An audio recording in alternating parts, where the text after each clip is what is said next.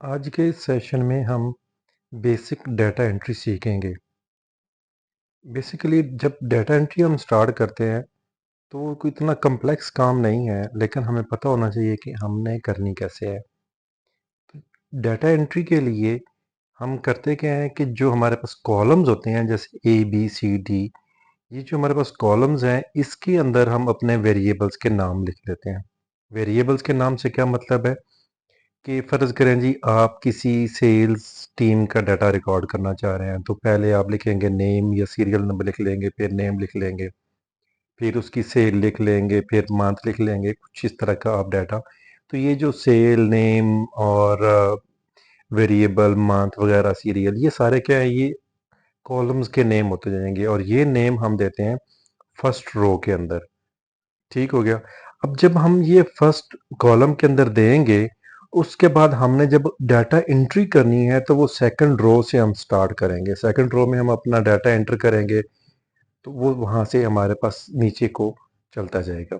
तो देखते हैं कि हम जी फर्स्ट में हम दे रहे हैं कि जी हमारे पास एक कोई एग्जांपल हम ले लेते हैं, सेल्स की बजाय हम स्कूल्स का डाटा ले लेते हैं जिसमें हमारे पास सीरियल नंबर है, देन स्टूडेंट का नेम है। स्टूडेंट का नेम और सीरियल नंबर, ये बेसिकली हम क्या सीरियल नंबर क्यों यूज़ करें, ताकि हमें पता हो कि हमारे पास कौन सा स्टूडेंट किस सीरियल नंबर पे है। फिर उसके बाद हम अपने डिफरेंट सब्जेक्ट्स जो हैं वो इंटर कर लेते हैं, हिंदी है, इंग्लिश है, मैथ है, जो भी है वो आप अपने आसानी से अपने ज़रूरत के मुताबिक उन सारे कॉलम्स को नाम देते जाएं। अब जब हमने डाटा एंट्री स्टार्ट करनी है तो हम क्या करेंगे, सेकंड रो से हम स्टार्ट करेंगे, वहाँ पे हम सीरियल नंबर 1 देंगे और फिर इसी तरह हमारे पास सारा प्रोसेस चलता जाएगा।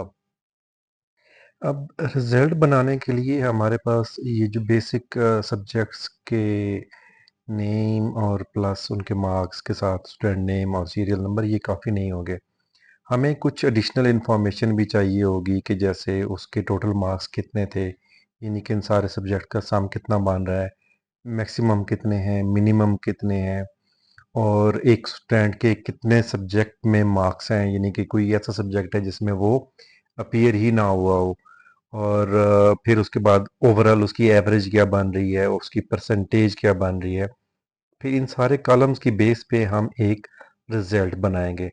तो ये जो रिजल्ट डिक्लेयर करेगा कि किस स्टूडेंट के मार्क्स कितने हैं, पास है, फेल है, उसकी कोई पोजीशन है, टॉप पे आ रहा है कि रैंक क्या है, तो ये सारी चीज़ें हम डिफाइन कर रहे होंगे। जब हम ये चीज़ें कर लेते हैं तो उसके बाद हमें थोड़ा सा जो एक्सेल का डाटा है उसके व्यू को बेहतर करने के लिए हम अपने कॉलम्स की जो विड्थ है उसको भी एडजस्ट कर सकते हैं। जैसे ही आप अपने कर्सर को किसी दो सेल के दरमियान ले आते हैं तो वो एक प्लस का निशान बन जाता है। उसके बाद आप या तो डबल क्लिक कर दें तो वो खुद ही एडजस्ट हो जाता है उसकी ज़रूरत के मुताबिक कि कितनी विड्थ रखनी है, और अगर आप चाहें तो आप उसको खुद से ड्रैग करके राइट लेफ्ट करके उसको एडजस्ट कर सकते हैं। तो ये आप जितने भी कॉलम्स हैं उनको कर सकते हैं वन बाय वन भी। और या फिर दूसरा मेथड ये होता है कि आप उन तमाम कॉलम्स को, आप जिसमें डाटा एंट्री करनी है आप उनको सिलेक्ट करें। सिलेक्ट करने के बाद आप जाएं फॉर्मेट में और वहाँ से उसको ऑटो एडजस्टमेंट कर देंगे कॉलम्स विड्थ की। ठीक। तो अब जब ऑटो एडजस्टमेंट करेंगे तो तमाम कॉलम्स जो भी होंगे उसके जितना भी उसमें डाटा होगा उसके मुताबिक कॉलम्स आपके एडजस्ट हो जाएंगे। तो जब आपने डाटा एंट्री स्टार्ट करनी है तो उसमें इम्पॉर्टेंट चीज़ एक ये होती है कि आपके पास सीरियल नंबर जो हैं वो प्रॉपर एक लिखे हों।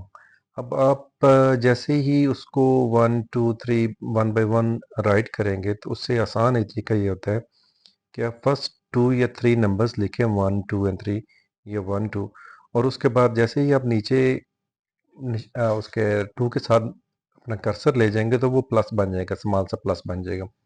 उसको ड्रैग करें और ड्रैग करके नीचे ले जाएंगे तो आपके पास जहाँ तक आप ड्रैग करेंगे वो काउंटिंग को खुद ही लिखता जाएगा, यानी हमारे पास 1 to 10 उसने खुद से ही फिल कर देगा। तो ये एक आसान तरीका होता है कि आप बजाय इसके कि 1 2 3 4 आप इस तरह से लिखते जाएं, और इसके अलावा अगर ये बेसिकली मेथड काम कैसे करता है, आप जितने सेल फर्स्ट 2 नंबर्स के दरमियान जितना डिफरेंस रखेंगे, वो उसी डिफरेंस से नेक्स्ट नंबर खुद ही जनरेट करता जाएगा। यानी कि एक्सेल में ये बिल्ट इन है कि आप जैसे ही उसको फ़र्ज़ करें जी आप 1 एंड 5 करते हैं, तो अब जैसे ही उसको 1 एंड 5 को ड्रैग करेंगे तो क्या होगा कि नेक्स्ट 5 के बाद डिफरेंस 4 है, तो वो 5 के बाद 9, 9 के बाद 13, इस तरह से नंबर खुद से ही जनरेट करता जाएगा।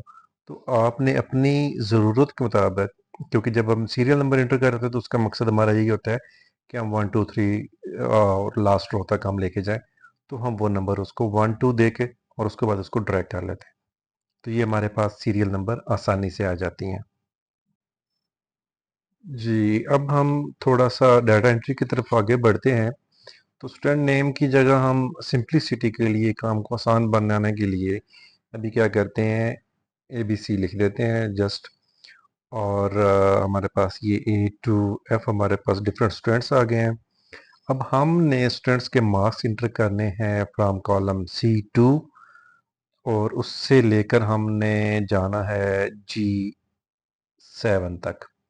ठीक है, G7 तक हम क्या करेंगे, हम इस जो भी हमारे पास ये रेंज है इसको सेलेक्ट कर लेंगे। जैसे ही हम अपनी रेंज को सिलेक्ट करेंगे, तो हमारे पास अब ऑप्शन ये होगा कि हम स्टार्ट से नंबर जो हैं हर स्टूडेंट के वो इंटर करते जाएंगे, और हमारी इंटर हिट करने के बाद जो कर्सर है, ये जो सेल की सिलेक्शन होती है, वो इधर उधर नहीं जाएगी। हम क्या करेंगे, हम फर्स्ट स्टूडेंट के नंबर एंटर करते हैं। जैसे हमने 34 इंटर किया, इंटर हिट किया 34 के बाद, तो हमारे पास कर्सर जो है वो नीचे, यानी कि सेल सिलेक्शन जो है वो खुद ही नीचे चले गया। इस तरह से हम नेक्स्ट बी के, फिर सी के, फिर डी स्टूडेंट्स, फिर ई एफ, इन सारे स्टूडेंट्स के हम मार्क्स इंटर करते जाएंगे। जब हम लास्ट एफ के इंटर करेंगे, और उसके बाद जब हम इंटर हिट करेंगे, तो सेल सिलेक्शन वापस इंग्लिश यानी कि डी कॉलम में चली जाएगी। तो इसके लिए हमारे पास ये बेनिफिट होता है कि हमें खुद से कर्सर या सिलेक्शन को मूव इधर उधर नहीं करना पड़ता। अगर आप ये समझते हैं कि आप उसको खुद से ही राइट लेफ्ट एरो से अप डाउन करके उसको आसानी से कर सकते हैं, तो वो मेथडोलॉजी भी यूज़ कर सकते हैं। तो हम ये ज़रा डाटा एंट्री कंप्लीट करते हैं और फिर अपने बाकी लेसन को कंटिन्यू करते हैं।